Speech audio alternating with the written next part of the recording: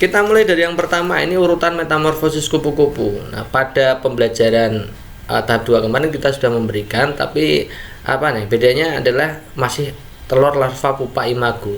Larva pupa imago ya, masih bentuknya seperti itu. Nah, ternyata soalnya itu bentuknya sudah ke masing-masing hewan. Misalkan ke telur, ulat, kepompong gitu ya.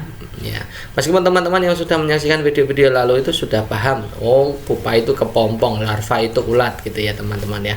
Oke, kita lihat opsi pilihan gandanya. Di situ ada kupu-kupu dewasa, telur, ulat, kepompong, kupu-kupu muda, telur, ulat, kupu-kupu muda dan seterusnya itu ya. Intinya tidak harus dari telur. Intinya tidak harus dari telur karena bentuknya siklus teman-teman. Nah, ini saya berikan urutan metamorfosis kupu-kupu berikut. Nah, ini ya. Ini kalau dari kupu-kupu dewasa boleh kupu-kupu dewasa baru masuk ke telur, baru lagi ke ulat, kemudian menjadi kepompong ya, kepompong ada 2 jenis kepompong itu. Kemudian baru jadi kupu-kupu muda. Ya teman-teman, kalau dari kupu-kupu dewasa berarti kupu-kupu dewasa, telur, ulat, kepompong, kupu-kupu muda. Jadi jawaban yang tepat opsi A. Ini ya teman-teman. Nah, kita mulai dari seperti ini. Saya buatkan simulasi soal seperti ini. Ceritanya teman-teman itu punya curhatan tentang ada gambar dari PLTA dia. Di situ komponen-komponennya seperti apa gitu. Intinya seperti itu, kemudian diminta untuk menjelaskan fungsinya. Jadi saya buatkan seperti ini aja teman-teman ya. Perhatikan gambar fungsi bagian nomor 8 pada komponen PLTA di atas adalah titik-titik. Jadi fungsi bagian nomor 8. Ya. Apakah A menghasilkan energi potensial yang siap untuk dialirkan, yang B mengarahkan jalur air menuju cerobong turbin, yang C mengubah energi kinetik menjadi energi mekanik, yang D mengubah energi mekanik pada turbin menjadi energi listrik AC, atau yang E mengalirkan listrik ke rumah-rumah.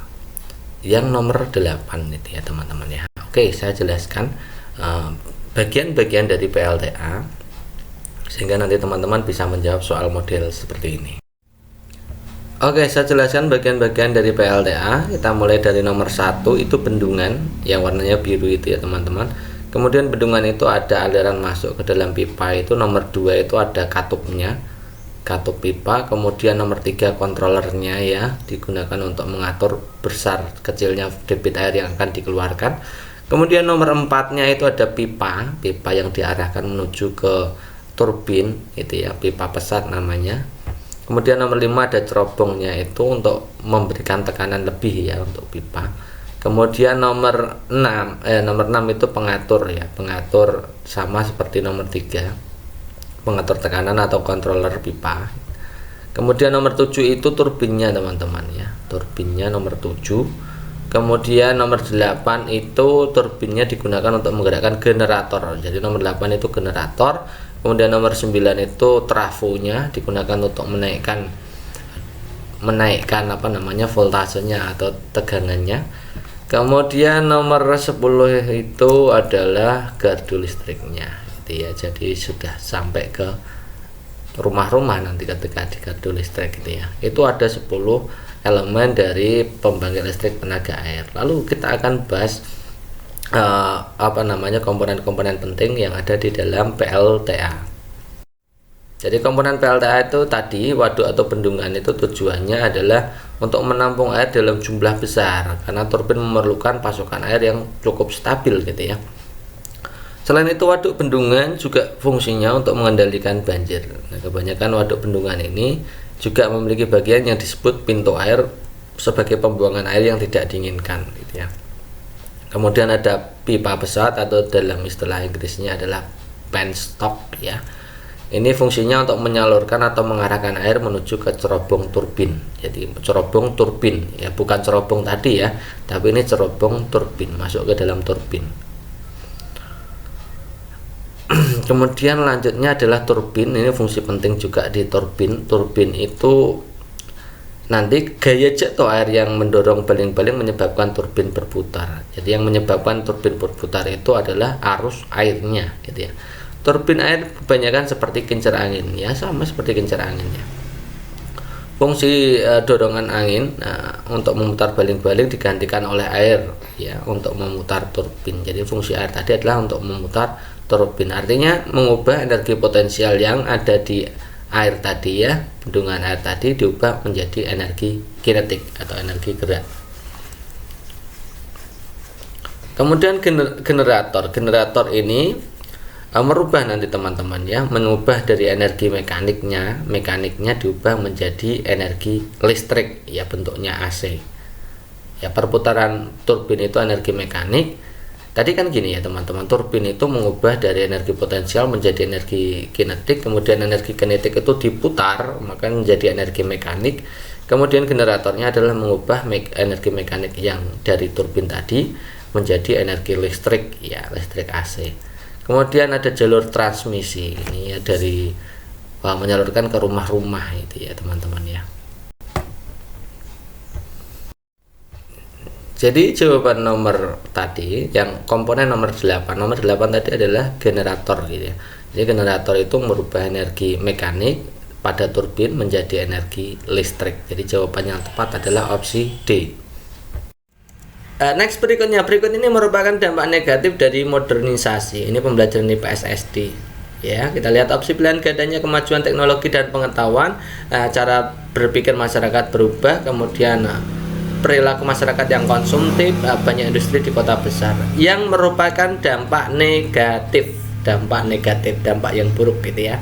Oke, kita akan berikan pembahasannya tentang dampak negatif dan dampak positif dari modernisasi, sehingga nanti teman-teman bisa jawab opsi A, B, C, D kayak gitu. Oke, kita bahas dulu untuk pengaruh positif negatif modernisasi. Yang positif itunya adanya transfer teknologi negara maju ke negara berkembang ya, dampaknya kemajuan pembangunan, kemajuan teknologi dan seterusnya. Kemudian yang kedua, semakin berkembangnya ilmu pengetahuan dan teknologi, jelas gitu ya. Yang ketiga, adanya modernisasi membuat cara berpikir masyarakat itu berubah ya.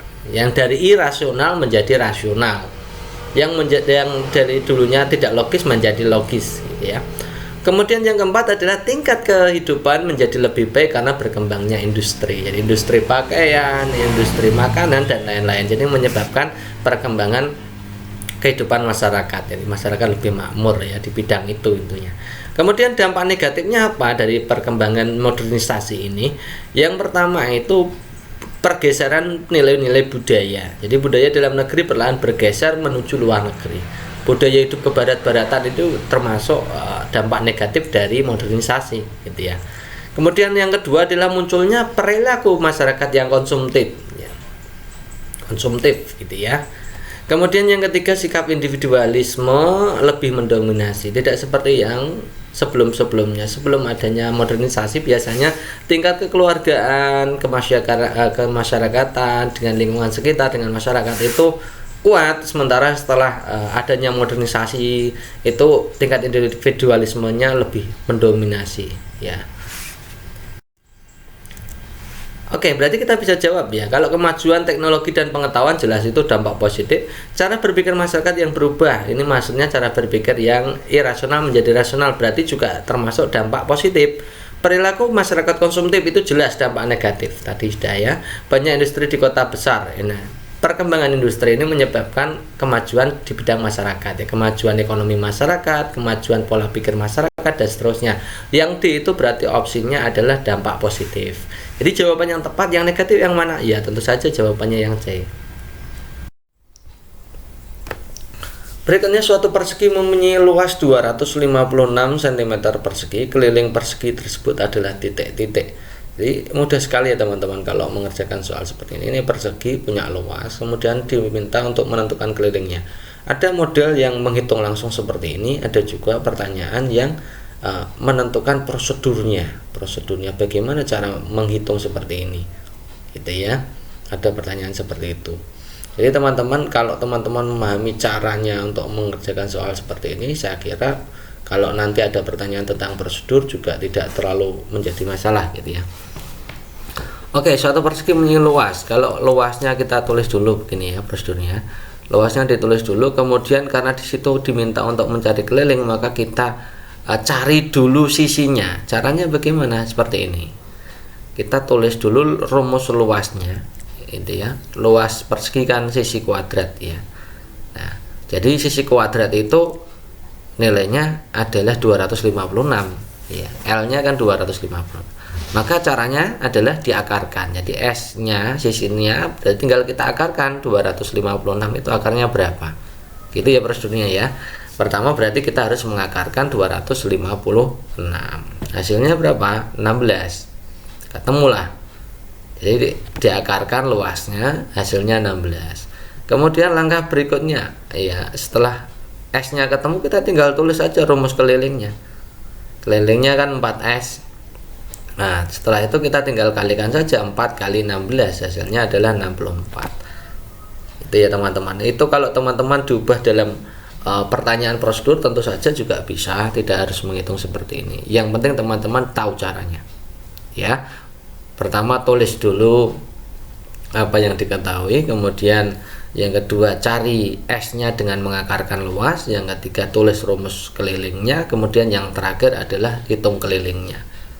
Jadi jawabannya adalah 64. Dampak negatif dari modernisasi antara lain kekeluargaan dan gotong royong semakin berkurang. Hal ini dapat terjadi karena apa? Apakah A. Modernisasi kurang berhasil, B. Sumber daya manusia sedikit, C. Pengaruh pola hidup kebarat-baratan, atau D. Banyak industri di kota besar.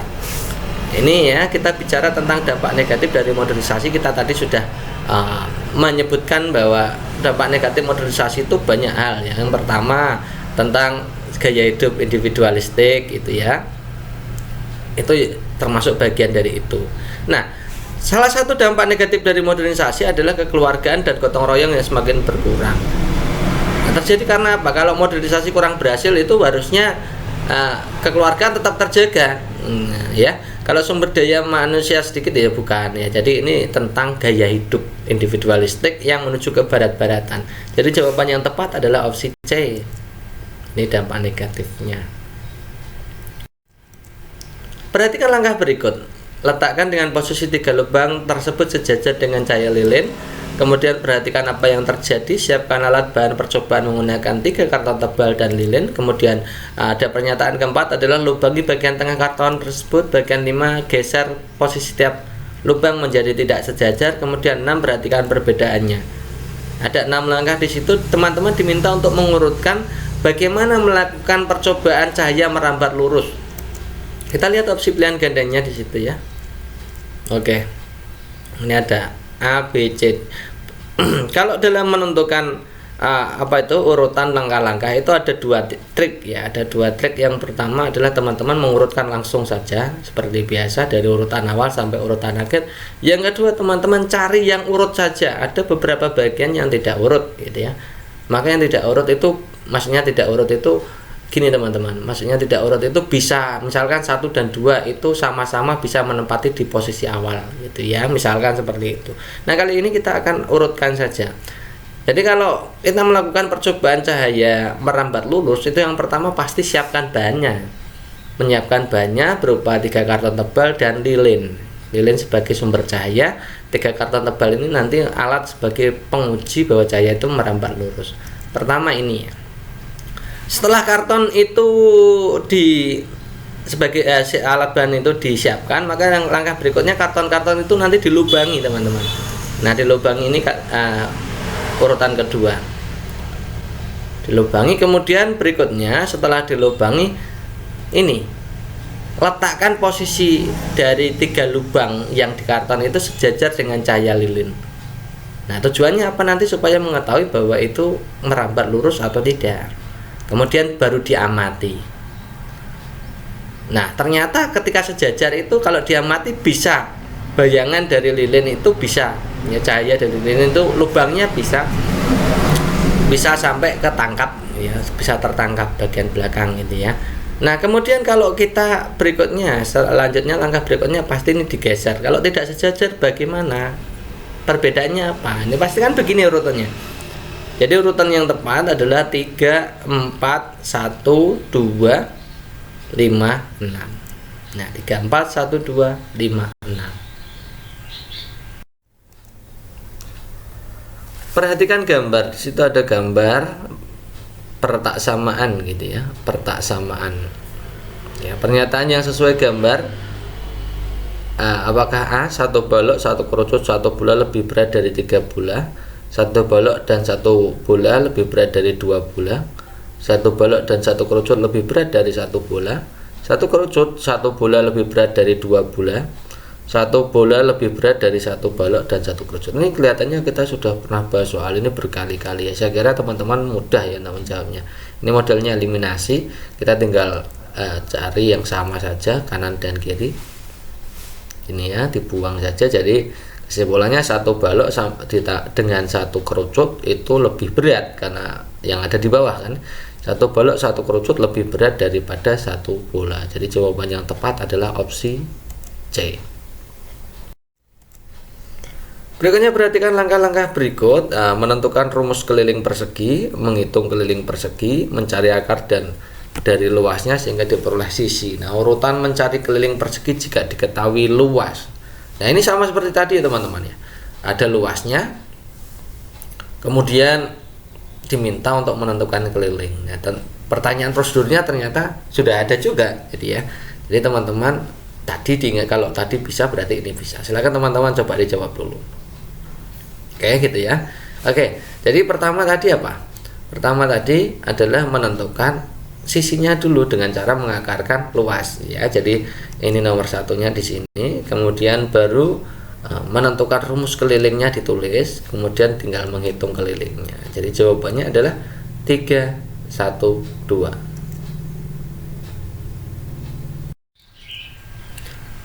Berikutnya, ini tentang soal unsur budaya baratnya. Unsur budaya barat yang tidak dapat diterima oleh masyarakat Indonesia begitu saja. Yang sulit diterima. Kemarin kita juga sudah bahas itu ya. Unsur budaya barat yang tidak diterima oleh masyarakat Indonesia begitu saja. Apakah gaya hidup individualistik, listrik, mesin perontok padi, penemuan alat elektronika. Oke. Sebelumnya kita sudah membahas tentang berbagai unsur kebudayaan yang sulit diterima. Teman-teman harus memahami ini supaya nanti bisa jawab tadi gitu ya. Yang pertama, ini unsur-unsur yang menyangkut sistem kepercayaan, religi, ideologi, falsafah, pola pikir itu sulit sekali untuk berubah. Yang kedua, ini tentang unsur-unsur yang dipelajari pada tahap awal sosialisasi. Contohnya cara makan, makanan pokok itu sulit sekali untuk diubah. Kemudian pada umumnya generasi muda itu lebih cenderung mudah untuk menerima unsur kebudayaan baru, sementara orang tua itu agak kolot. Jadi faktor yang menghambat sulitnya diterima kebudayaan ya faktor usia tadi, usia tua ya terutama itu ya. Kemudian suatu masyarakat terkena proses akulturasi selalu ada kelompok-kelompok yang sulit sekali. Ini artinya sikap persepsi masyarakat tentang akulturasi gitu ya. Apakah di situ budayanya itu skeptik atau tidak gitu. Ada 4 hal ini teman-teman harus memahaminya. Jadi yang paling penting itu yang awal itu loh teman-teman, nomor 1. Jadi yang sulit diterima itu urusannya tentang religi, kepercayaan, ideologi, falsafah, pola pikir itu sulit sekali berubah. Nah dari situ kita bisa jawab teman-teman, ini yang sulit diterima oleh masyarakat yang mana? Yang hubungannya tadi dengan religi, kepercayaan, pola pikir, ya, ideologi. Nah kalau listrik itu teknologi mudah berubah, mesin perontok padi itu pasti sulit mudah sekali diterima. Penemuan elektronika seperti ponsel dan lain-lain itu mudah diterima. Jadi yang paling sulit memang tentang gaya hidup. Gaya hidup ini mencerminkan pola pikir, ideologi juga, pola pikir dari masyarakat. Jadi jawaban yang tepat adalah opsi A. Pemilihan pemimpin termasuk pengamalan Pancasila sila keberapa? 1 sampai 5. Ini saya kira teman-teman juga paham semua ya. Ini tentang pemilihan, tentang musyawarah, tentang pokoknya tentang masalah seperti itu ya. Perwakilan itu adalah sila keempat. Lalu dasar kita menjawab itu sila keempat bagaimana ya? Kita coba kita ulik dulu untuk butir-butir Pancasilanya. Ini yang pertama untuk sila keempat itu butir Pancasilanya adalah sebagai warga negara dan warga masyarakat setiap manusia memiliki kedudukan hak kewajiban yang sama. Kemudian tidak boleh memaksakan kehendak kepada orang lain, mengutamakan musyawarah dalam pengambilan keputusan kepentingan bersama. Musyawarah untuk mencapai mufakat diliputi semangat kekeluargaan, menghormati menjunjung tinggi setiap keputusan yang dicapai sebagai hasil musyawarah, dengan etikat baik dan rasa tanggung jawab menerima melaksanakan hasil keputusan musyawarah. Dalam musyawarah diutamakan kepentingan bersama di atas kepentingan pribadi dan golongan. Musyawarah dilakukan dengan akal sehat.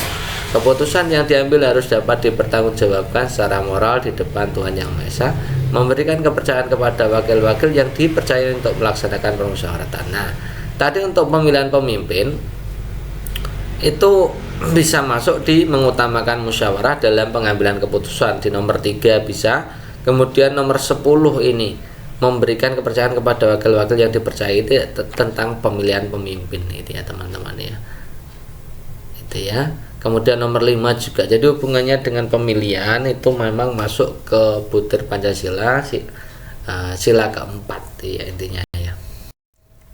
Jadi jawabannya adalah sila keempat.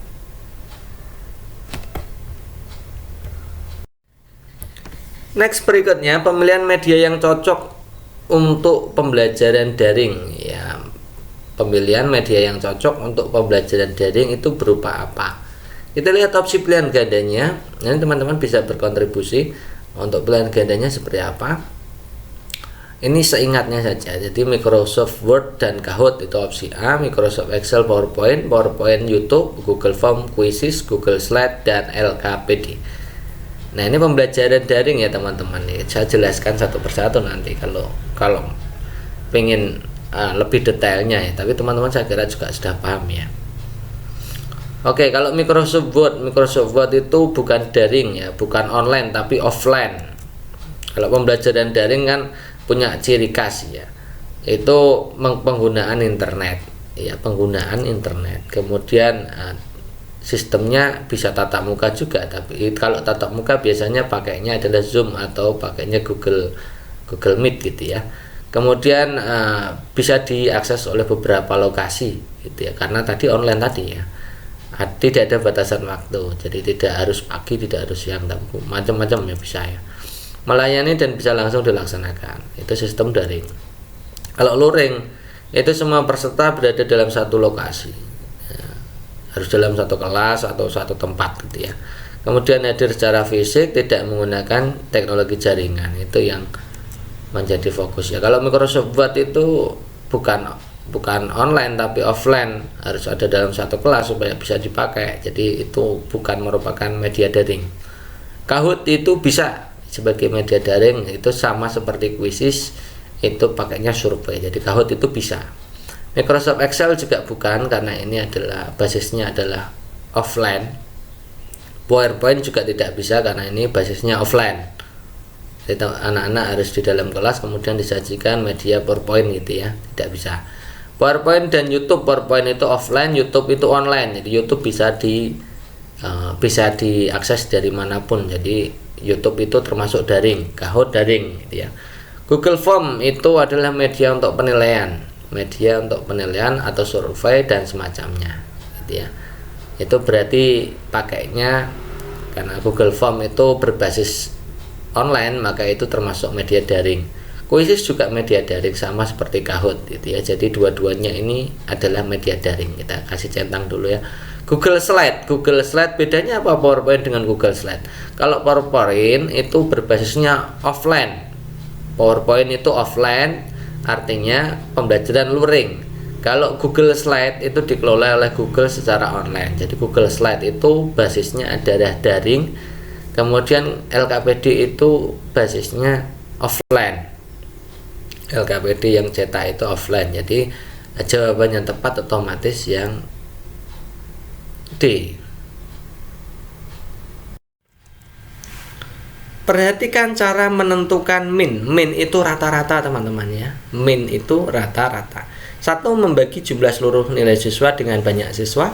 2. Menentukan nilai masing-masing siswa. 3. Menjumlah seluruh nilai siswa.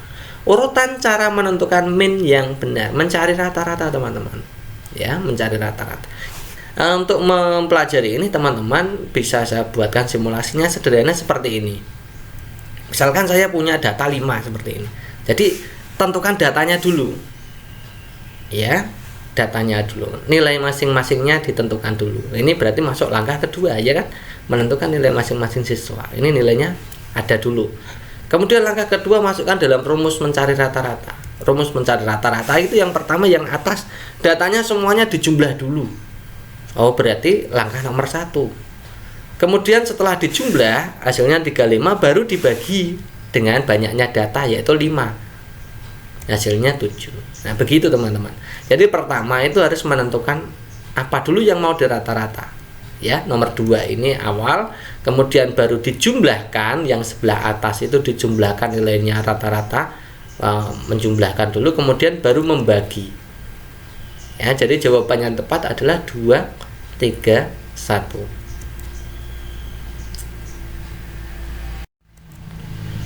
Perhatikan langkah-langkah pembelajaran berikut. 1. Mengecek pemahaman dan memberi umpan balik. Yang kedua, memberikan kesempatan untuk latihan mandiri. Yang ketiga, menyampaikan tujuan dan mempersiapkan siswa. Yang keempat, mendemonstrasikan pengetahuan dan keterampilan. Yang kelima, membimbing pelatihan. Urutan yang benar langkah-langkah direct learning. Direct learning itu teman-teman perlu tahu bahwa direct learning itu adalah pembelajaran langsung. Mirip seperti halnya dengan metode demonstrasi, teman-teman, ya. Oke, kita akan lihat sebenarnya langkah-langkahnya seperti apa. Jadi langkah-langkah pembelajaran langsung atau direct learning itu, ya, atau direct instruction, itu bahasanya sama. Yang pertama pasti adalah menyampaikan tujuan dan mempersiapkan alat bantu siswanya, ya, mempersiapkan siswa fisik mental gitu, ya, sama. Ini di langkah awal pendahuluannya seperti itu. Kemudian yang kedua itu guru mendemonstrasikan pengetahuan dan keterampilan, siswa melihat. Oke, gitu, ya. Kemudian setelah itu baru membimbing pelatihan. Jadi setelah guru memberikan demonstrasi, diberikan latihan, siswa itu diajari, dibimbing untuk berlatih. Kemudian setelahnya dicek, mengecek pemahaman dan memberikan umpan balik. Bisa bentuknya penilaian, bisa kuis, bisa pertanyaan langsung, gitu, ya. Kemudian yang kelima adalah memberikan kesempatan untuk latihan mandiri, baru dikasih tugas latihan mandiri. Jadi sebenarnya pembelajaran ini sering kita lakukan sehari-hari, bahkan hampir, ya, 60%-nya kita sebenarnya sudah melaksanakan pembelajaran direct learning ini, teman-teman, ya. Jadi teman-teman harus paham itu. Oke, kita berarti tinggal mengurutkan, ya. Pertama tadi adalah penyampaian tujuan, ya, kemudian mendemonstrasikan nomor 4, kemudian membimbing pelatihan nomor 5, kemudian baru mengecek pemahaman, berikan umpan balik, yang terakhir adalah memberi kesempatan untuk latihan mandiri. Jadi jawaban yang tepat adalah opsi D. Ada soal seperti RPP. Nah, maksudnya ini perhatikan langkah-langkah pembelajaran berikut, diminta untuk mengurutkan, teman-teman.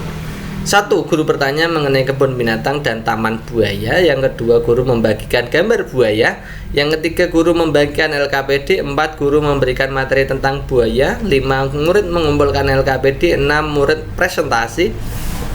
7. Guru memberikan penguatan. Diminta untuk pengurutan langkah pembelajaran yang tepat, ya. Urutan langkah pembelajaran yang tepat adalah titik-titik. Oke, teman-teman harus tahu ini sebenarnya pembelajaran umum yang biasa kita lakukan. Teman-teman bisa menggunakan teorinya discovery learning, bisa problem based learning, bisa gunakan scientific learning juga bisa. Kita anggap saja scientific learning saja. Ini langkah-langkahnya umumnya seperti ini, ya. Mengamati, menanya, mengeksplorasi, mengasosiasi, kemudian mengkomunikasikan. Saya jelaskan sedikit. Proses pengamatan itu adanya pemberian stimulus, kemudian siswa diminta untuk mengamati. Kemudian ada proses bertanya tentang apa yang sudah diamati. Kemudian anak-anak itu diminta untuk mengeksplorasi, mencari data, mencari sumber-sumber data yang dibutuhkan. Mengasosiasi artinya anak mengolah datanya. Kemudian setelah itu baru mengkomunikasikan. Nah, dalam bentuk soal RPP ya seperti ini. Kita lihat, ya. Pertama itu harus mengamati. Apa yang diamati itu berarti guru itu harus menyampaikan stimulus. Stimulusnya apa? Di nomor 1 sampai 7 jelas itu di nomor 2. Memberikan gambar buaya dulu. Stimulusnya di depan. Ini terus mau diapakan ini gambar buaya, kan gitu, ya. Jadi anak-anak melihat gambar buaya dulu. Kemudian baru setelah pemberian stimulus tadi kan harus ada proses bertanya, ya kan? Proses bertanya, menanyanya. Jadi anak-anak bertanya, kemudian guru juga bertanya. Nah, jadi proses menanyanya ada di nomor 1 ini. Hubungannya dengan stimulus tadi, gitu, ya, mengenai kebun binatang dan taman buaya. Nah, setelah itu kegiatan eksplorasi, berarti kegiatan eksplorasi itu bisa guru memberikan materi, bisa, kemudian siswa mengerjakan LKPD juga bisa. Tapi kalau di sini itu lebih baik guru memberikan materinya dulu. Ya, setelah tanya jawab guru memberikan penjelasan singkat. Nah, ini penjelasan singkat itu ada di nomor 4. Ya. Setelah memberikan pembahasan itu, kemudian siswa itu dibagi LKPD-nya. Nah, nomor 3, kemudian baru nomor 5 ini. Membagi mengerjakan LKPD itu kegiatan mengeksplorasi, mengasosiasi. Ya, mengeksplorasi, mencari tahu bagaimana cara mengerjakan LKPD, kemudian disusun, menghubungkan, itu namanya mengasosiasi. Sampai selesai. Nah, kemudian proses pengumpulan LKPD itu juga proses asosiasi. Kemudian yang terakhir adalah presentasi. Komunikasi itu dengan melakukan presentasi.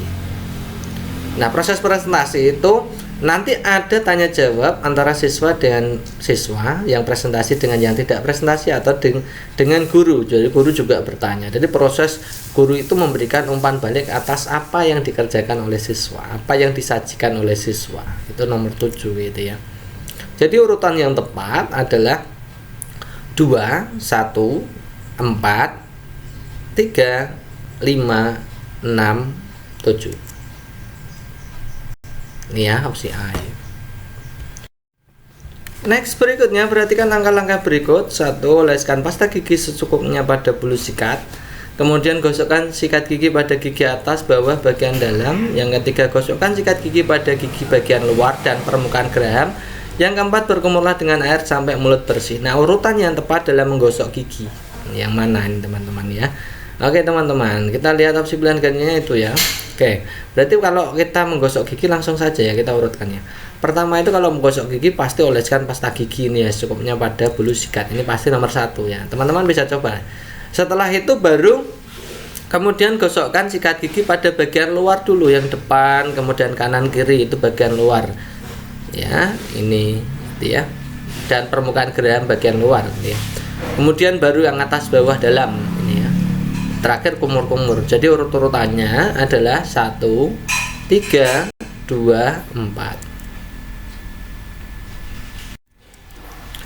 Karyawati yang bekerja pada suatu keluarga untuk merawat bayi. Jadi ini bekerja suatu keluarga untuk merawat bayi. Apakah pramusaji, pramuwisma, pramusiwi, pramugari, atau pramuria? Ini pertemuan sebelumnya kita sudah pernah bahas gitu ya. Jadi kalau pramusaji itu melayani pesanan makanan minuman sesuai dengan permintaan. Ini biasanya di restoran gitu ya. Kemudian kalau pramuwisma itu pembantu rumah tangga atau asisten rumah tangga, ini istilah keren sekarang. Kemudian kalau pramusiwi itu baby sister setelah ya. Pramuria itu karyawati kelab malam yang bertugas melayani menemani tamu. Pramusiwi tadi yaitu baby sister ya, tugas merawat bayi pada keluarga ya. Kalau pramugari itu bisa karyawati yang bekerja pada perusahaan pengangkutan umum, bisa udara, bisa darat, bisa laut ya, tidak harus di udara, tidak harus di pesawat ya. Tugasnya melayani penumpang, itu namanya pramugari.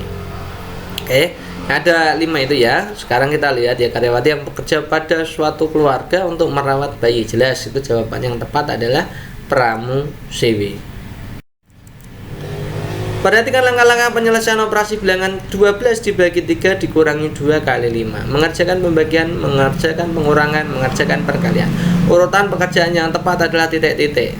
Jadi kalau dalam mengurutkan operasi bilangan bulat itu teman-teman harus mengetahui step-stepnya. Yang pertama itu yang kerjakan adalah tanda kurung dulu ya, yang ada di dalam tanda kurung.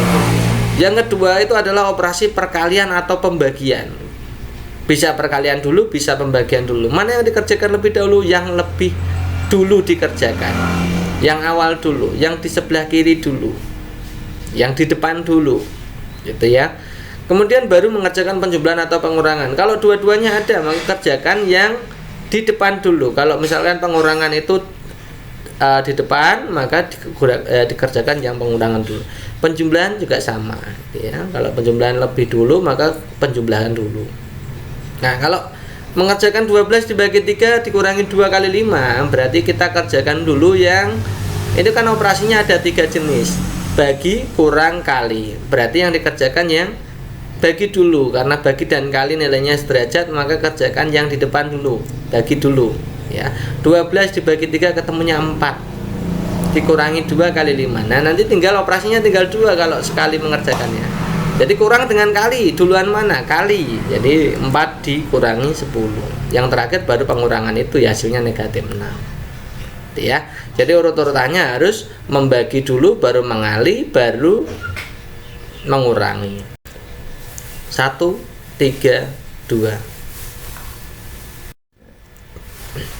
Adik membantu ibu memasak, setelah itu sisa buat memasak tadi digunakan untuk mainan dengan senang, bermain dengan senang ya. Pada kegiatan tersebut merupakan apakah kewajiban, apakah hak dan kewajiban, apa kewajiban dan kewajiban. Nah teman-teman, ini ada 2 versi soal. Saya tidak tahu ini yang versi yang asli yang mana, tapi ada 2 versi soal memang teman-teman ya. Jadi teman-teman, kalau memang di situ opsi pilihan gandanya tidak ada hak dan kewajiban, maka pilihlah seperti kemarin, gitu ya. Nah, kita bahas dulu yang ini. Kalau mainan dengan senang itu kan hak anak, bermain itu hak anak. Kewajibannya membantu ibu memasak, membantu, itu termasuk kewajiban. Nah, kemarin tidak ada opsi hak dan kewajiban. Karena ini curhatan dari teman, saya kerjakan gitu aja. Kalau tidak ada keterangan kewajiban dan hak, maka teman-teman lihat yang kegiatan akhir yang dilakukan. Misalkan kalau di sini bermain dengan senang, maka bermain dengan senang itu hak. Nah, pada kasus ini opsi pilihan gandanya ada menerangkan tentang hak dan kewajiban. Maka jawablah hak dan kewajiban, karena membantu ibu itu hak, kewajiban. Main dengan senang atau bermain dengan siapapun itu adalah hak. Dia bermain itu hak, membantu ibu itu kewajiban. Jadi jawaban yang tepat adalah opsi C. Salah satu usaha atau cara menetralisir efek rumah kaca. A. Harus dibuat terbuka. B. Sisa tanah kosong buat taman. Ruang dibuat ruang terbuka. Warna bangunan dicat warna hijau. Ini ya, teman-teman harus paham dulu efek rumah kaca itu seperti apa sih, gitu ya. Oke, untuk menjawab tadi kita berarti perlu teorinya dulu ya. Teman-teman harus paham kenapa dinamai efek rumah kaca. Jadi sebenarnya yang disebut sebagai efek rumah kaca itu merupakan istilah, hanya sekedar istilah, tidak nyata ya, istilah ya.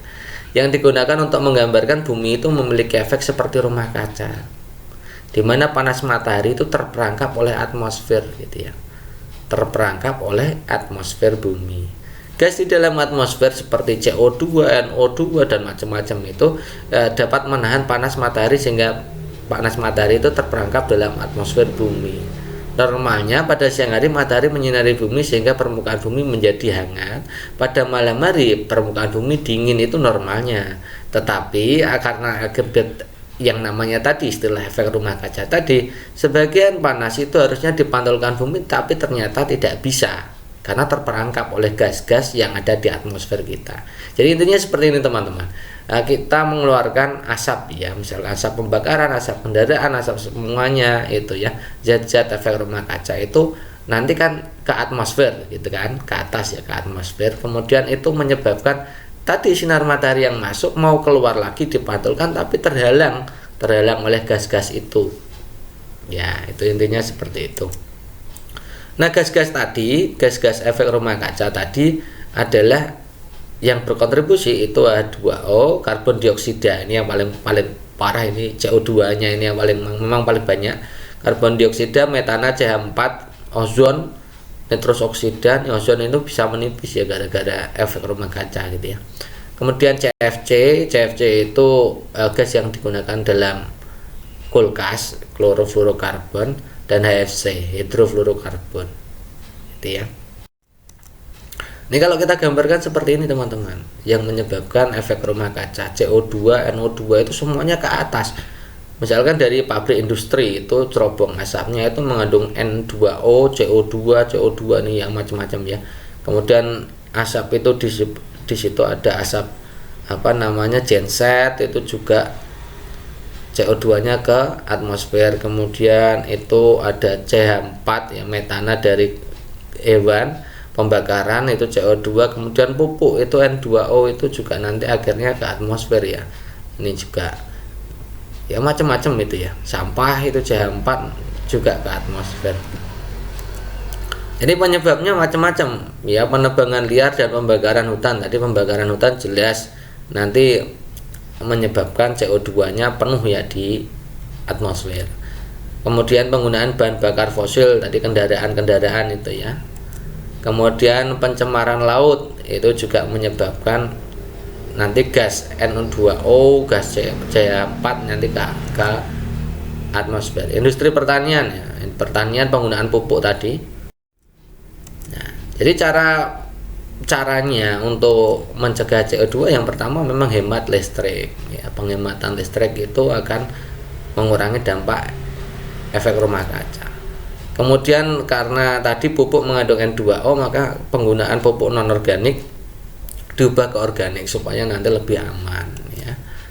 Kemudian penggunaan bahan bakar ramah lingkungan. Jadi selama ini kita menggunakan bahan bakar fosil ya, itu jelas nanti pembuangan emisi gasnya CO2-nya terlalu berlebih ya di atmosfer. Jadi dialihkan untuk bahan bakar fosil, dialihkan menjadi bahan bakar yang lebih ramah lingkungan. Kemudian kita akan berikutnya cara pencegahannya pengolahan limbah peternakan. Jadi limbah peternakan itu mengandung gas metan. Nah, ya, gas metan itu juga kontribusinya tinggi terhadap efek rumah kaca gitu ya. Kemudian menggalakkan reboisasi. Nah, ini yang paling penting. Jadi CO2 itu sebelum ke atmosfer bisa diserap dulu oleh tanaman-tanaman ya, hutan-hutan dulu. Itu akan lebih cepat menetralisir ya daripada langsung ke langit. Kalau memang tumbuhan-tumbuhan yang ada, hutan-hutan yang ada itu misalkan gundul atau digunakan untuk lahan perkotaan, maka nanti langsung ke atmosfer. Jadi ya gas-gas yang ada langsung ke atmosfer dan nanti menyebabkan tadi ya kita bahas tadi bahwa kalau CO2 dan gas-gas itu langsung ke atmosfer menyebabkan efek rumah kaca, menghalangi pantulan dari sinar matahari gitu ya. Ya, jadi penggalakan reboisasi itu penting. Ya, pembuatan taman, penggalakan reboisasi, penanaman hutan, ya, penanaman kembali pohon-pohon gitu ya. Kemudian batasi penggunaan plastik, karena plastik itu biasanya itu dibakar ya. Dibakar kemudian menghasilkan gas-gas itu yang juga memperburuk efek rumah kaca. Jadi kita bisa jawab itu ya. Salah satu cara menetralisir efek rumah kaca tadi, kalau rumah harus dibuat terbuka. Kalau dibuat terbuka saja ya tidak cukup ya. Sisa tanah kosong dibuat taman ya, ini baru ya. Jadi pentingnya tumbuhan sebagai penyerap dari unsur-unsur yang menyebabkan efek rumah kaca. Gas-gas efek rumah kaca seperti karbon dioksida itu bisa diserap oleh tanaman. Kalau ruang dibuat ruang terbuka saja, kalau tidak ada tanamannya gimana terusan ya. Warna bangunan dicat hijau, apa fungsinya gitu ya. Yang paling penting itu adalah penghijauan, bukan warna catnya yang dihijaukan, tapi penanaman pohon-pohon gitu ya teman-teman. Jadi jawaban yang tepat adalah opsi B. Anak dapat menghitung bilangan cacah tanpa menggunakan jari. Ini yang menjadi pengecohnya adalah tanpa menggunakan jari. Menurut Piaget, anak tersebut masuk dalam tahap apa? Apakah operasional konkret, operasional formal, sensomotorik, praoperasional, atau motorik operasional? Jadi teman-teman pernah kita bahas ya, sudah sering kita bahas tentang Jean Piaget ya, Jean Piaget nih ya, Jean Piaget ini tentang tahapan dari perkembangan. Awal mula adalah bayi itu di bawah 2 tahun itu sensomotorik, belajarnya hanya menggunakan indera-indera itu ya, mencium, berbicara sedikit-sedikit gitu ya. Kemudian baru setelah itu baru praoperasional, itu anak balita. Kemudian anak SD itu operasional konkret. Kemudian anak SMP SMA itu operasional formal. Itu saya mengingatnya mudah sekali begitu ya. Oke, kalau di situ bilangan cacah, menghitung bilangan cacah tanpa menggunakan jari, berarti tidak perlu menggunakan benda konkret. Nah, karena tidak memerlukan benda konkret, pasti masuknya di operasional formal ya. Kalau operasional konkret itu salah satu cirinya adalah kemampuan abstraksi. Kemampuan berabstraksi itu tidak pakai benda konkret ya, namanya abstraksi. Pakai ada di alam pikirannya. Jadi kemampuan dalam mengolah apa yang ada di alam pikirannya itu belum terbentuk. Nah, anak masih membutuhkan benda-benda konkret untuk memahami sesuatu, bisa materi, pelajaran, dan lain-lain. Itu operasional konkret, anak SD. Kemudian kalau operasional formal, itu tingkatannya SMP SMA, itu kemampuan abstraksi sudah terbentuk. Jadi anak itu sebenarnya sudah bisa menangkap materi meskipun tanpa menggunakan media, benda konkret tentunya, media benda konkret. Ya, jadi di situ bisa menghitung bilangan tanpa menggunakan jari, berarti masuknya di operasional formal karena tidak memerlukan benda konkret gitu ya.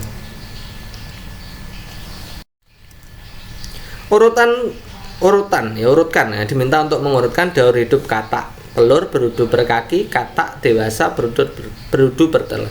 Nah, teman-teman perlu tahu bahwa soal ini kadang-kadang tidak disebutkan seperti ini. Kadang telur berudu berekor, kadang-kadang telur berudu, kemudian katak berkaki, katak berekor, kadang katak dewasa, seperti itu. Jadi teman-teman perlu tahu ini dengan gambarnya supaya nanti ingat. Ini gambarnya seperti ini teman-teman. Jadi katak dewasa, kemudian ada telur di situ, kemudian berudu. Yang namanya berudu itu pasti berekor, ya. Kemudian beridu berekor itu akhirnya punya kaki. Kakinya 2 dulu, baru kakinya 4, baru menjadi katak muda. Ini termasuk siklus metamorfosis sempurna karena dari dari telur menjadi katak dewasa itu melalui fase-fase dengan perubahan yang signifikan. Berudu itu tidak punya kaki, kemudian menjadi berudu berkaki, kemudian menjadi katak muda gitu ya. Jadi urut-urutannya telur, berudu berekor dulu apa dulu? Berudu berkaki dulu ya, berudu berekor dulu. Jadi 1, 4, baru 2, baru 3. Ya, jadi jawabannya 1, 4, 2, 3. Jika gaya dorong lebih besar daripada gaya gesek, maka apa yang terjadi? Ini curhatan teman-temannya yang begitu ya. Apakah benda tetap bergerak, benda diam, benda akan berubah bentuk, benda akan berubah arah gaya? Oke, tentang gaya dorong lebih besar daripada gaya gesek. Ini saya jelaskan begini. Gambarnya seperti ini. F itu gaya dorong, FG itu gaya gesek. Jadi gaya gesek itu apa itu namanya?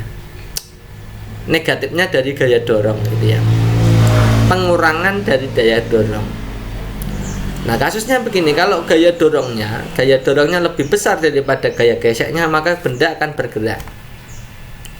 Kalau gaya dorongnya itu sama dengan gaya gesek, maka benda itu masih diam. Kalau gaya dorongnya lebih kecil dari gesek, itu berarti ya tetap benda diam.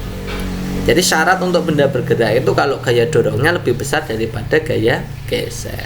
Jadi jawaban yang tepat ya, kalau gaya dorong lebih besar dari gaya gesek, maka yang terjadi adalah benda bergerak ya. Sebuah benda dengan massa 2 kg diberi gaya 50 Newton. Nah, jika gaya geseknya dihilangkan, maka percepatannya adalah titik-titik. Ini termasuk aplikasi dari hukum 2 Newton tentang hubungan gaya, massa, percepatan. Ini sudah sering kita bahas gitu ya teman-teman ya. Masanya 2 kg, kemudian gayanya 50 Newton. Kemudian pertanyaannya adalah A itu percepatannya berapa? Kita sudah sering kali mengatakan bahwa A itu rumusnya adalah F per M. Percepatan itu hasil bagi antara gaya dan massa. Ini teman-teman perlu menghafalkan A sama dengan F per M. Kalau mencari F sama dengan M kali A. Kalau mencari M sama dengan F per A, itu harus hafal gitu ya. Kita tulis langsung, hitung aja 50 jadi bagi 2, hasilnya 25. Nah, sederhana kan, mudah sekali gitu ya.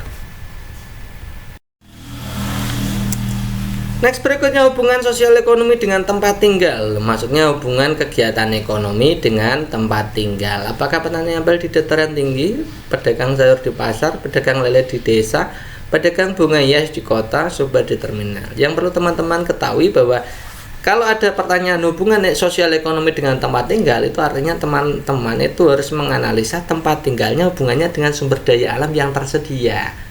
Nah, sumber daya alam yang tersedia itu dengan kegiatan ekonomi hubungannya apa? Begitu ya teman-teman ya.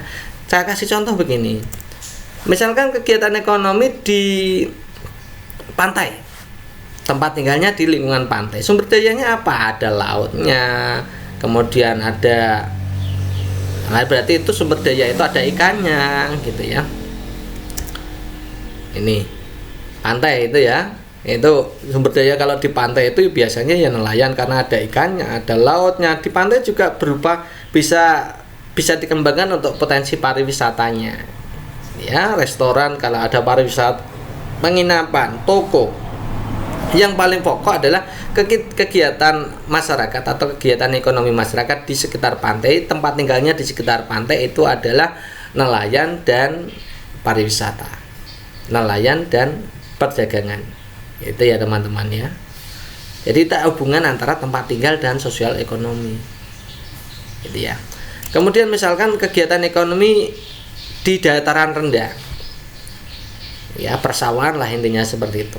Ketika di dataran rendah itu biasanya lahannya adalah produksi pertanian dan peternakan bagian dataran rendah.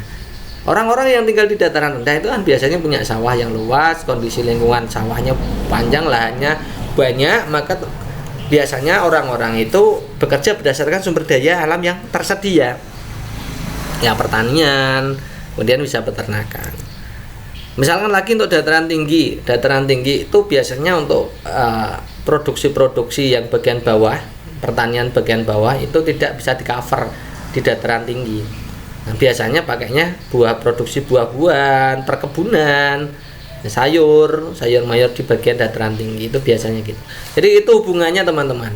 Nah, kalau kita lihat misalkan opsi A, petani apel di dataran tinggi, benar. Karena di dataran tinggi itu potensinya, di dataran tinggi sumber daya alamnya, lingkungannya mendukung adalah tentang buah-buahan termasuk buah apel. Itu berarti jawaban A benar. Kalau di pasar itu tidak bermaksud tempat tinggal, karena pasar itu bisa di dataran tinggi, bisa di pantai, bisa di. Nah, jadi tidak ada hubungan antara pasar dengan pedagang sayur tentang terkait tempat tinggal dan hubungan sosial ekonominya. Itu ya. Desa kota itu juga bukan. Ya, di desa ada pedagang lele, yang di kota juga ada pedagang lele. Kan tidak ada pengaruh antara kehidupan di desa dengan pedagang lele, tidak ada berpengaruh.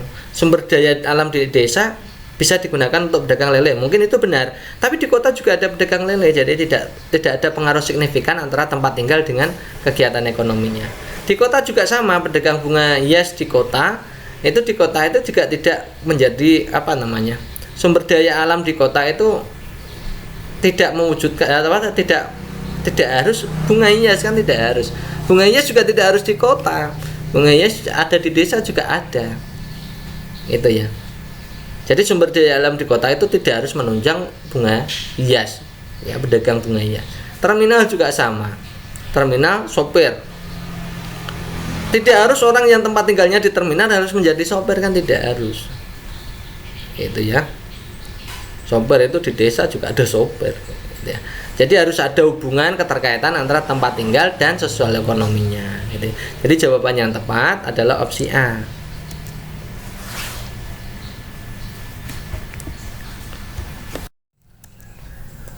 Berikutnya perhatikan gambarnya, ada orang yang mencengkeram kaleng. Ya, saya buatkan gambar seperti itu aja. Mencengkeram kaleng. Pengaruh gaya terhadap benda tersebut mengubah titik-titik. Apakah bentuk, apakah arah, apakah kecepatan, apakah dia menjadi bergerak. Ini kita sudah pernah bahas di program 1 sampai program 28 gitu ya.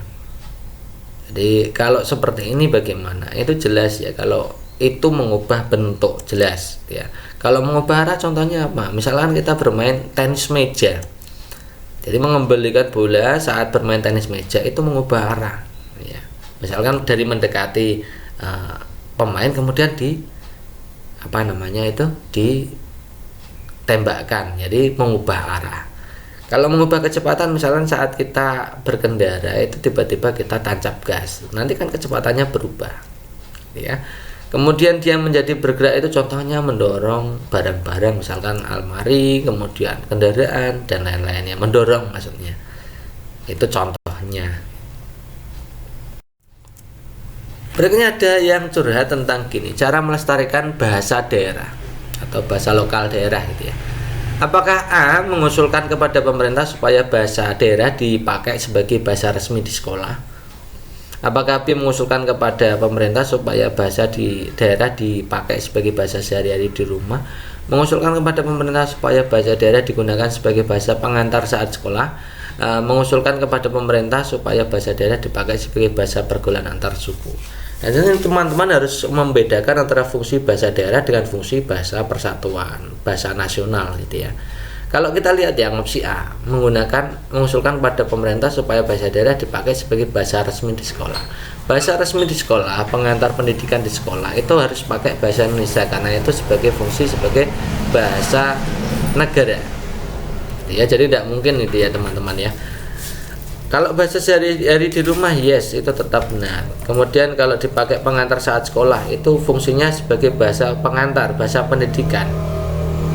Ya, bahasa pengantar, bahasa pendidikan itu juga fungsi dari bahasa nasional. Jadi tidak bisa, harus pakai bahasa Indonesia. Kalau bahasa pergaulan itu, ya bahasa pergaulan harus pakai bahasa Indonesia. Nanti kalau pakai bahasa daerah sendiri-sendiri ya tidak ketemu ya, tidak match ya, tidak paham gitu ya. Jadi jawaban yang paling tepat adalah opsi B. Nah, dasarnya adalah menjawab B tadi, dasarnya begini. Jadi contoh upaya melestarikan bahasa daerah begini teman-teman. Yang pertama, pembiasaan bahasa daerah untuk percakapan sehari-hari, bisa di rumah gitu ya, di kampung-kampung ya. Kemudian memasukkan pelajaran bahasa daerah ke dalam kurikulum. Ingat teman-teman, ini memasukkan pelajaran bahasa daerah, bukan untuk mengusulkan kepada pemerintah mengganti bahasa pengantar pendidikan menjadi bahasa daerah, itu tidak pas ya. Kemudian menggiatkan acara TV lokal yang menggunakan bahasa daerah. Kemudian menghidupkan bahasa daerah pada lomba-lomba, misalkan pidato bahasa daerah gitu ya, lomba deklamasi puisi bahasa daerah, itu bisa. Mengimbau pemerintah untuk melakukan penyuluhan tentang pentingnya melestarikan bahasa daerah, menggunakan bahasa daerah saat di rumah, ini tadi ada ya. Kemudian menjadikan bahasa daerah menjadi bagian dari muatan lokal, itu juga. Menerbitkan majalah atau bacaan dengan bahasa daerah ya. Kemudian tidak menggunakan bahasa asing secara berlebihan. Membiasakan diri melakukan apapun dengan menggunakan bahasa daerah. Ini pembiasaan tadi juga sudah. Mempelajari bahasa daerah dengan tekad. Nah, jadi jawaban yang benar tadi adalah bahasa daerah gitu ya. Next, berikutnya sasaran dari Merdeka Belajar adalah apakah anak wajib sekolah dari SD sampai SMP, wajib sekolah dari SD sampai SMA, kemudian anak wajib sekolah dari SD sampai universitas, atau anak wajib sekolah dari SD sampai SMK.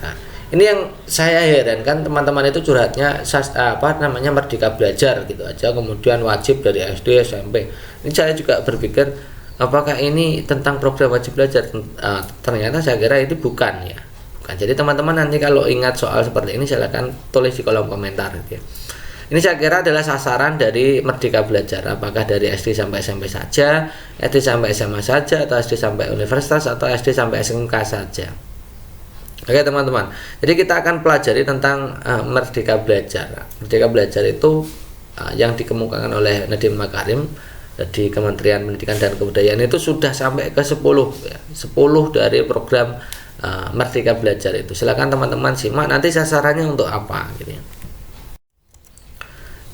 Merdeka Belajar pada episode 1 itu dikhususkan untuk pendidikan dasar dan menengah, SD, SMP, SMA. Isinya apa saja? Ini ya, menghapus ujian sekolah berstandar nasional, ujian nasional diganti asesmen nasional, kemudian penyederhanaan RPP guru, adaptasi penerimaan PPDB lah intinya, berbasis zonasi gitu ya.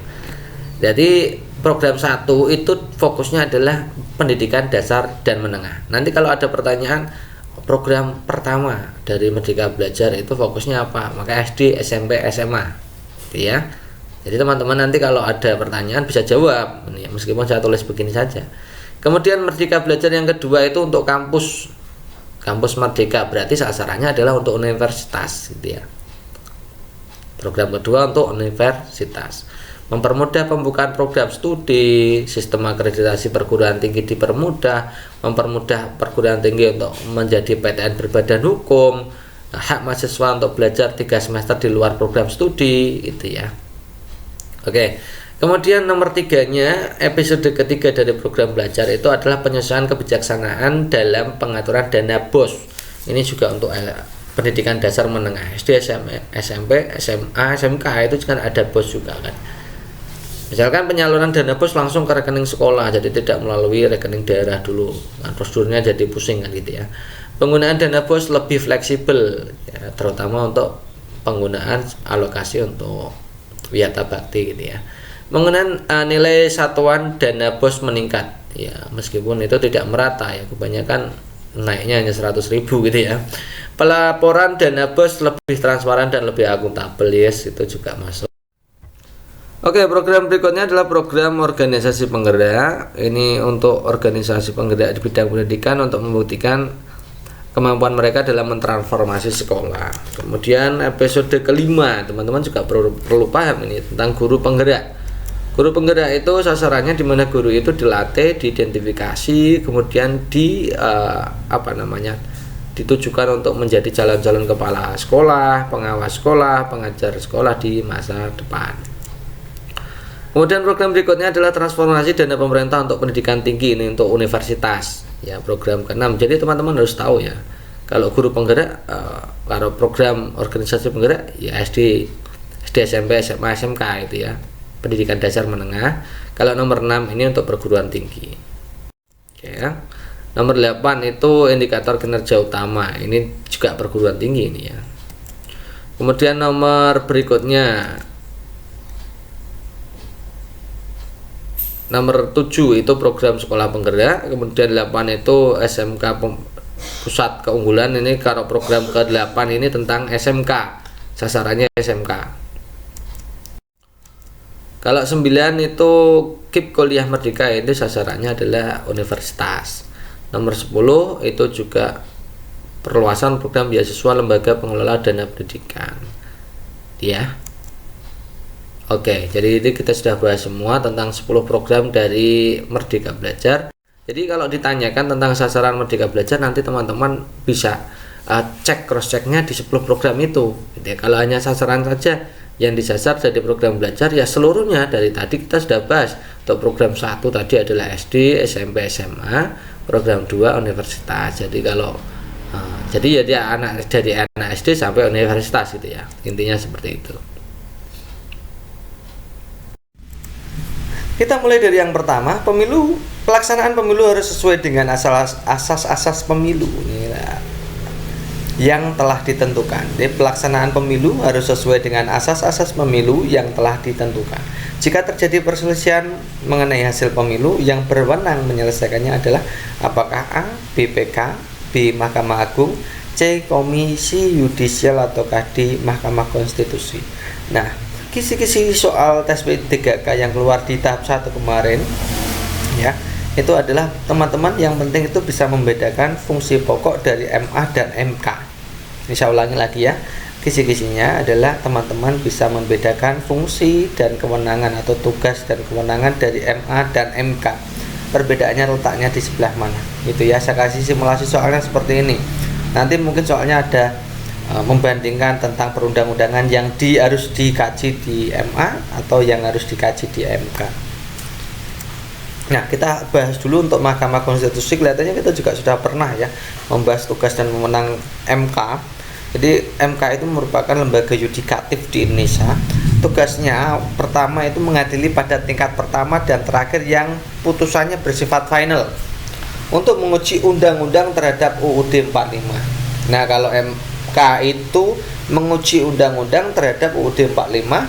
Kalau MA itu menguji undang-undang di bawah peraturan di bawah undang-undang terhadap undang-undang di bawahnya, ini berarti ya. Itu intinya seperti itu. Yang kedua, memutuskan sengketa kewenangan lembaga negara yang kewenangannya diberikan oleh Undang-Undang Dasar 1945.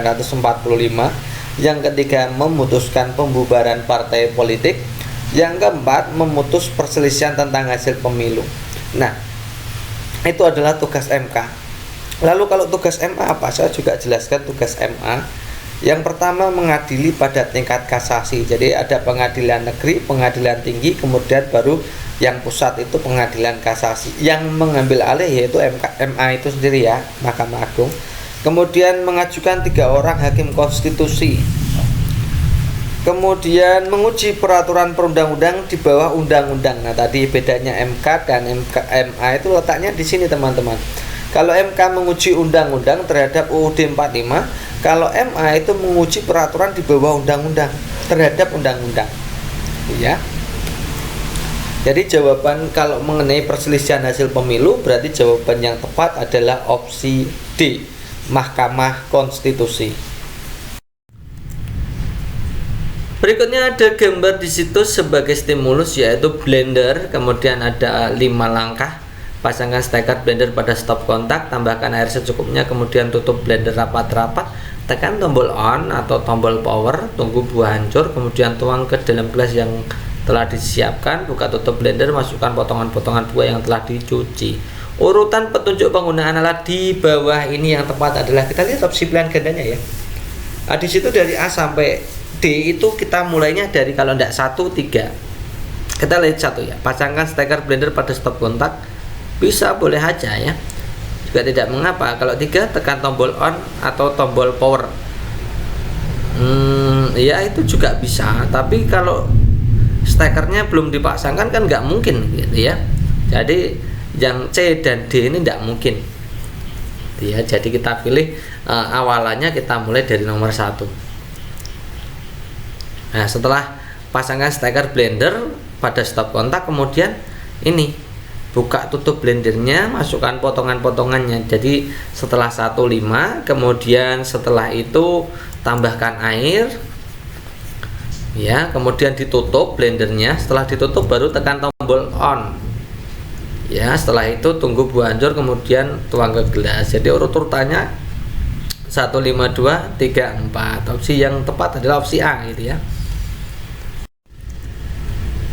Perhatikan petunjuk cara membuat jus jambu berikut. Siapkan blender, masukkan steker pada stop kontak. Ini tadi seperti tadi, tapi ini nanti caranya berbeda. Jadi teman-teman kalau mengerjakan soal seperti ini bisa langsung analisa opsi pilihan gandanya, kemudian baru diurutkan sesuai awalnya dan akhirnya juga dilihat, atau dengan cara mengamati urutannya yang tidak tepat yang mana gitu ya. Saya berikan contohnya seperti ini. Kita lihat ya, 1 sampai 6 saya bacakan dulu. Siapkan blender, masukkan steker pada stop kontak, masukkan jambu biji, gula pasir, air ke dalam tabung blender. Siapkan jambu biji, kupas kulitnya lalu dibelah. Tekan tombol kecepatan yang dikehendaki. Setelah halus, tuang jus ke dalam gelas. Oke, kita lihat opsi A. 4, 1, 2, 3, 6, 5. Padahal di situ kalau kita lihat ya, setelah halus tuang jus ke dalam gelas, itu nomor 6 nya. Tombol kecepatan yang dikehendaki itu 5. Masa 6 dan 5 duluan? 6 kan tidak mungkin. Yang ini loh teman-teman, tekan tombol kecepatannya dulu, harusnya 5 dulu baru 6 ya. Jadi opsi A tidak mungkin ya. Kita lihat opsi B. Nah, ini letak masalahnya di sini teman-teman. Coba teman-teman lihat 5 dan 3 nih ya. 5 dan 3 ini masalah juga ya. Kalau 3, masukkan jambu biji, gula pasir, air ke dalam tabung blender. Kalau yang nomor 5, tekan tombol kecepatan yang dikehendaki. Masa ditekan dulu baru dimasukkan? Ini nantinya muncrat ke kita semua ini ya. Muncrat kepada yang muter gitu ya. Nah, itu jadi yang opsi B jelas salah juga. Kita lihat opsi C juga sama. Ini 5, 3-nya di sini. Yang berarti jawaban yang tepat ya opsi D. Makna dari simbol sila Pancasila yang sesuai dengan gambar di samping itu ada gambar pohon beringin. Kita lihat opsi A. Pohon beringin merupakan pohon asli Indonesia dan perlu dibudidayakan. Ini ya lucu nih ya, perlu dibudidayakan ini. Bukan ya. Yang B, keragaman budaya dan bahasa harus menjadi pemersatu. Ini jelas nih ya, ini tentang persatuan. Jadi ini yang B itu sila ketiga, yang ke D itu sila kelima. Bangsa Indonesia mengakui agama yang dianut warga negaranya, ini sila 1 ya, sila 1. Kemudian yang C ini sila 4 karena ada musyawarahnya, ini sila 3. Itu ya. Nah, karena di situ pohon beringin itu sila 3, maka jawabannya sama dengan sila 3 B. Next, berikutnya orang yang melayani pesanan makanan dan minuman sesuai dengan permintaan pelanggan. Apakah pramugari, pramuniaga, pramuwisma, pramusaji, pramusiwi? Teman-teman, untuk soal ini banyak sekali yang keluar ya. Ada yang pramusiwi keluar, kemudian pramusaji keluar, pramuria juga keluar. Jadi teman-teman harus pahami benar-benar ya, pahami pengertiannya ya, supaya nanti tidak terkacau gitu ya. Jabas ya, kalau yang pertama pramusaji itu orang yang melayani pesanan makanan minuman sesuai dengan pesanan gitu ya, di kafe-kafe itu ya, di toko itu ya, di toko makanan maksudnya, di warung makan itu namanya pramusaji. Kemudian kalau pramugari teman-teman juga pasti tahu, tapi kebanyakan orang itu menganggap pramugari itu khusus untuk angkatan ya pesawat gitu ya. Sebenarnya pramugari itu adalah perusahaan pengangkutan umum, bisa udara, bisa darat, bisa laut ya. Tugasnya melayani penumpang. Ya tidak hanya di pesawat saja ya. Kemudian pramuwisma itu dalam bahasa kita sehari-hari ya ART, itu asisten rumah tangga atau pembantu. Kemudian kalau pramuniaga itu karyawan perusahaan yang dagang yang tugasnya melayani konsumen. Ini di toko-toko itu teman-teman ya.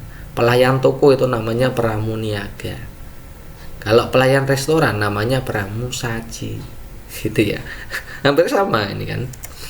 Kemudian pramusiwi itu karyawati yang bekerja pada suatu keluarga, yang tugasnya merawat bayi. Kalau dalam bahasa asingnya ya babysitter itu ya teman-teman ya. Jadi pramusiwi itu babysitter. Nah kalau kita lihat orang yang melayani pesanan makanan khusus untuk makanan, minuman itu berarti kan pelayan restoran. Kalau pelayan restoran berarti namanya pramusaji ya. Kalau pelayan toko tadi pramuniaga itu ya teman-teman ya. Oke. Next, berikutnya perhatikan langkah-langkah berikut urutan kerangka pembuatan laporan PTK. Di situ ada latar belakang, subjek, setting, tindakan, siklus, teori, langkah penelitian, penjelasan produk. Disuruh mengurutkan saja. Jadi teman-teman, untuk tahap kemarin atau di video-video kemarin kita sudah pernah membuatkan gitu ya, bagaimana cara untuk menyusun PTK. Bab 1 isinya apa saja, bagian pembuka apa saja, bab 2 apa, bab 3 apa, bab 4 apa, bab 5 apa, bab penutup atau bagian penutup apa saja. Oke, kita lihat ya. Latar belakang teman-teman. Latar belakang itu ada di pendahuluan bab 1. Ya, latar belakang itu ada di pendahuluan bab 1. Ini bersama dengan apa saja? Ada latar belakang, ada rumusan masalah, identifikasi masalah, rumusan masalah, tujuan, manfaat. Kadang-kadang ditambahi dengan penelitian yang relevan. Jadi saya ingatkan kembali ya teman-teman ya. Kalau teman-teman misalkan butuh untuk gambaran secara globalnya, teman-teman bisa lihat video sebelumnya ya, video di tahap 2 kemarin. Kayak bab 1 itu latar belakang, rumusan masalah. Tapi sebelum rumusan masalah biasanya kan ada identifikasi masalah, rumusan masalah, kemudian tujuan, kemudian manfaat. Kemudian subjek, setting, subjek penelitian, kemudian setting itu lokasi, tempat, kemudian objek penelitiannya siapa, dan sebagainya. Banyak ya. Itu masuknya di bab 3, metodologi. Ada subjek, setting, rencana, siklus. Kemudian tindakan, siklus, ini sudah melaksanakan tindakan, itu berarti sudah masuk ke ini bab 4. Bab 4 itu siklus 1, siklus 2, kemudian selain itu ada lagi di pembahasan bab 4. Bab 4 itu juga termasuk pembahasan di situ ya. Tapi tindakan dulu sebelum pembahasan itu ya. Kemudian teori, langkah penelitian, teori, kemudian kerangka berpikir, kemudian hipotesis. Itu masuknya di bab 2. Landasan teori, kerangka berpikir, kemudian hipotesis. Ya. Kemudian penjelasan produk itu artinya pembahasan apa yang sudah dilakukan. Pembahasan itu masuknya di bab 4 setelah pelaksanaan siklus ya, setelah pelaksanaan siklus. Oke, jadi urut-urutannya yang pertama pasti adalah latar belakang bab 1 dulu.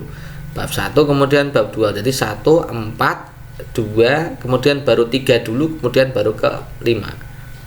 Ini berarti 1, 4, 2, 3, 5. Bentuk kegiatan pembelajaran yang tepat dilakukan guru pada materi sejarah SD agar peserta didik mendapatkan pengalaman belajar bermakna menurut Edgar Dale.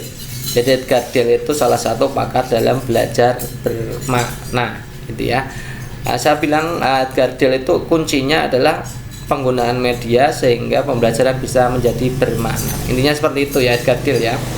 Jadi yang bermakna itu tidak hanya di Ausubel tapi Edgar Dale juga. Tapi Edgar Dale itu mementingkan tentang penggunaan media dan simulasinya, media dan pengalaman belajarnya, gitu ya.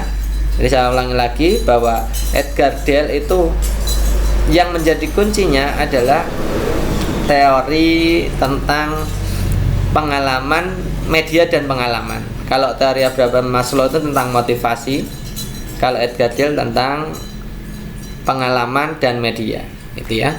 Yang kita lihat opsi A. Tadi apa tadi? Pertanyaannya, bentuk kegiatan pembelajaran yang tepat dilakukan guru materi sejarah, gitu ya. Apakah A meminta peserta didik menonton televisi tentang tempat-tempat sejarah, B mengajak peserta didik menonton pameran museum, C meminta peserta didik membaca buku di perpustakaan untuk menggali materi sejarah yang diajarkan, D mengajak peserta didik melakukan dharma wisata ke tempat-tempat bersejarah, yang E menggunakan media gambar yang menarik tentang tempat-tempat bersejarah. Kalau teman-teman tidak memahami bagaimana struktur pembelajaran atau struktur media dan pengalaman belajar menurut Edgar Dale, maka teman-teman akan dibikin pusing dengan soal seperti ini, ya. Oke, kita akan bahas tentang Edgar Dale. Nih, nggak kelihatan ya, ini gambarnya nggak kelihatan. Saya bacakan saja nanti sambil didengarkan. Jadi yang pertama itu baca, artinya membaca itu ya. Membaca itu di level yang paling atas, artinya yang paling sedikit, yang atas itu paling sedikit ya. Yang paling sedikit diingat, itu yang membaca itu hanya 10%. Jadi kalau kita memberikan pembelajaran kepada siswa dengan hanya membaca buku, membaca materi, maka yang masuk dalam otak siswa atau dalam pengetahuan siswa itu hanya 10%, ya. Kemudian ditambah lagi kalau kita menjelaskan. Nah, menjelaskan berarti siswa itu mendengarkan, ya. Ketika kita menjelaskan, siswa mendengarkan, maka sampai di 20%. Kemudian kita mulai menggunakan media. Misalkan medianya adalah media gambar, diagram, foto, itu ya. Itu sampai ke 30%. Media lebih lagi yaitu lihat video, ya, itu juga 30%, ya. Lagi misalkan lebih meningkat lagi dengan demonstrasi, itu juga lebih memberikan keterlibatannya, ya, lebih memberikan efek yang lebih tinggi dari kemampuan siswa dalam mengingat materi, ya.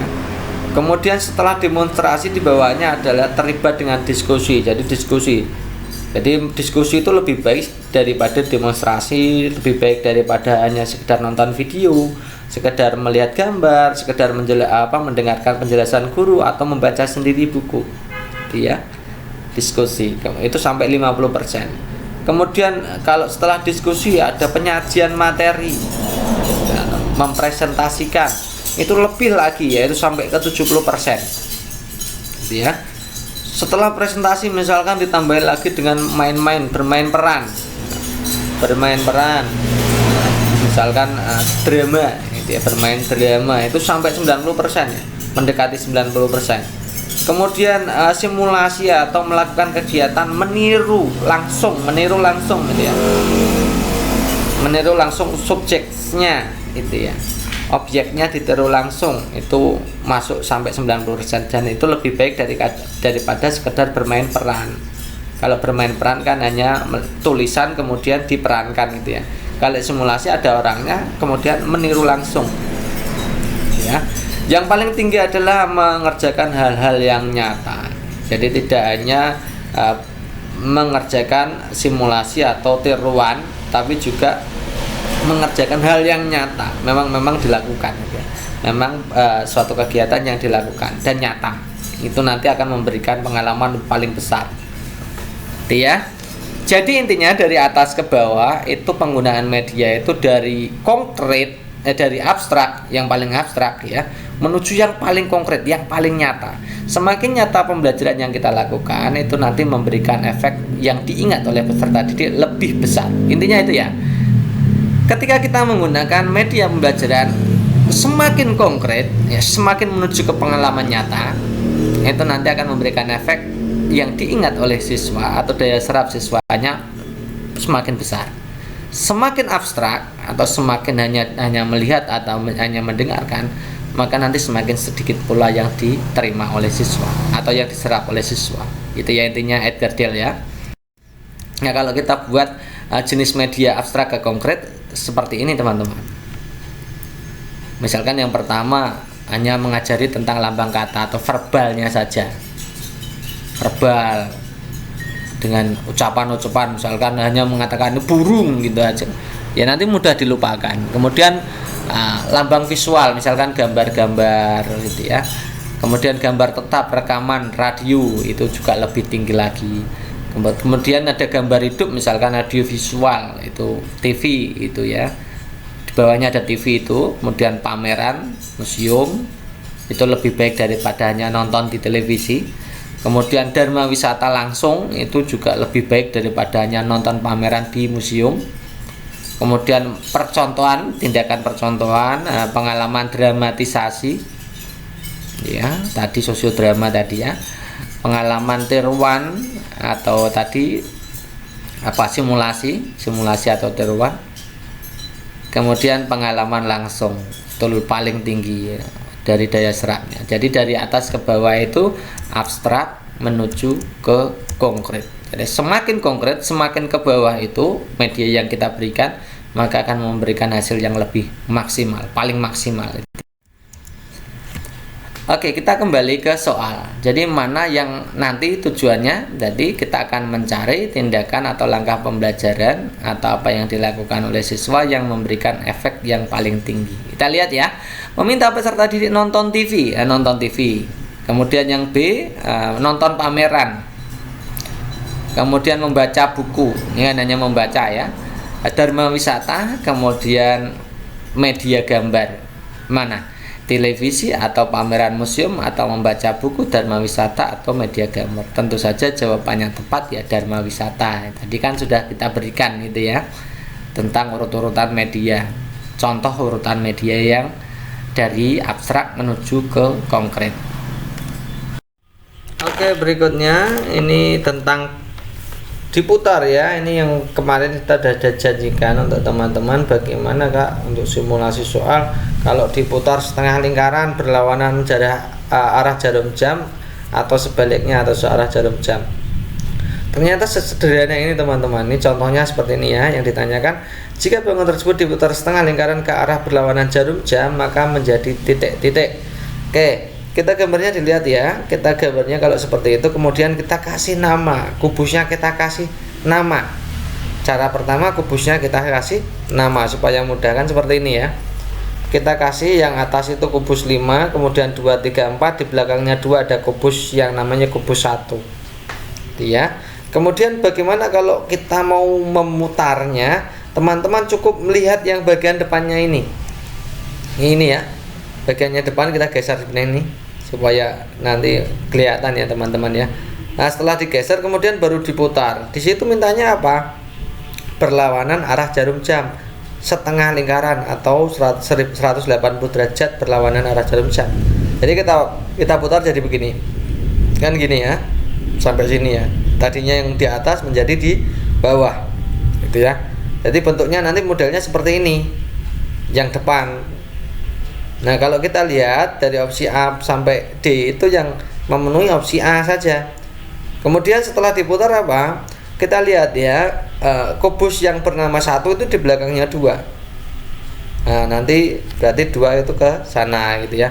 Jadi yang mirip dengan ini, yang persis dengan ini adalah yang opsi A ini ya, 2, 3, 4, 5 yang belakangnya 1 gini ya kalau digambar ya.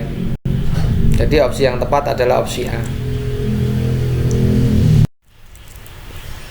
Perhatikan gambar berikut. Kegiatan yang dilakukan seperti gambar merupakan pengamalan Pancasila terutama sila ke titik-titik 5, 3, 4, 2. Gambar tersebut kalau teman analisis itu tentang menjenguk orang yang sakit. Nah, menjenguk orang sakit itu termasuk pengalaman sila keberapa ya?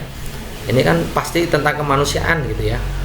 Nah, Kemungkinan besar jawabannya adalah di sila 2. Oke, kita akan lihat ya pengamalan sila keduanya. Ini banyak sekali nih ya. Mengakui memperlakukan manusia sesuai harkat martabat, mengakui persamaan derajat, mengembangkan saling mencintai, memiliki sikap tegang rasa tepas selera, tidak semena-mena terhadap orang lain, menjunjung tinggi kemanusiaan, gemar melakukan kegiatan kemanusiaan, berani membela kebenaran keadilan. Bangsa Indonesia merasa dirinya bagian dari seluruh umat manusia, sikap hormat menghormati kerjasama dengan bangsa lain. Di lingkungan sekolah tidak boleh lagi ada kasus perundungan. Perundungan ini melanggar sila 2. Menghormati guru dan teman, saling menolong. Kemudian menghormati orang tua kalau di rumah. Tidak mudah menghakimi, tidak mudah hakim sendiri ya, main hakim sendiri ya maksudnya. Punya sikap empati, rasa kasih sayang, suka menolong terutama di masa pandemi. Mendahulukan kepentingan umum daripada kepentingan pribadi, memberi keputusan yang adil, tidak pilih kasih dalam bergaul, memberikan kebebasan dalam memilih pendidikan, melaksanakan kewajiban untuk sekolah, mengumpulkan tugas dan lain-lain, memperhatikan teman dan saudara yang sedang sakit. Nah, ini yang bagian bawah sendiri ini pas tepat ya. Jadi benar, ini jawabannya adalah sila 2. Nilai-nilai dari Pancasila terutama sila ketiga yang dapat kita jumpai di lingkungan rumah. Jadi teman-teman harus bisa mengamalkan Pancasila di lingkungan rumah, lingkungan masyarakat, lingkungan sekolah dan bangsa dan negara. Gitu ya. Kita lihat opsi A. Beribadah dengan anggota keluarga di masjid terdekat. Ini beribadah itu berarti sila 1. Ini ya, enggak usah ditanya lagi, ini salah 1. Bangga mengenakan baju batik. Baju batik itu berarti sila ketiga. Itu wujud kecintaan kita terhadap negara. Musyawarah untuk membagi tugas. Musyawarah itu sila keempat, jelas ya. Adil dan sayang kepada adik. Ini bersikap adil dan penuh kasih sayang. Ini jelas sila kedua. Jadi jawaban yang tepat opsi B. Salah satu contoh sikap yang sesuai dengan sila kemanusiaan yang adil dan beradab di lingkungan rumah ya. Kita lihat langsung opsi A dan kemudian teman-teman bisa menganalisa ini sila berapa. Saling menghormati, menjaga kerukunan. Nah, rukun itu sila ketiga. Menghargai pendapat, jelas itu tentang musyawarah, sila keempat. Menolong teman yang terkena musibah, ini sila kedua. Tadi ya, menolong teman itu termasuk bagian dari kegiatan kemanusiaan. Taat melaksanakan ibadah itu berarti sila 1. Maka yang sesuai dengan kemanusiaan yang adil dan beradab kan sila 2. Jawaban yang tepat adalah opsi C. Gambar di atas menunjukkan partisipasi warga masyarakat dalam menggunakan hak pilihnya dalam pemilihan calon presiden. Nah, partisipasi warga masyarakat tersebut sangat sesuai dengan nilai Pancasila. Khususnya sila keberapa? Sila apa? Apakah ketuhanan yang Maha Esa, kemanusiaan yang adil dan beradab, persatuan Indonesia, kerakyatan yang dipimpin oleh hikmat kebijaksanaan dalam permusyawaratan perwakilan. Kalau pemilu, urusannya pemilu itu berarti keterkait dengan sila keempat ya teman-teman. Sila keempat itu berarti yang ini. Permusyawaratan perwakilan itu artinya dalam hal pemilu. Pemilu itu termasuk pengamalan sila Pancasila keempat. Oke, itu dulu teman-teman untuk pembahasan kali ini. Semoga untuk pembahasan kali ini bermanfaat untuk teman-teman semua. Terima kasih atas perhatiannya. Assalamualaikum warahmatullahi wabarakatuh.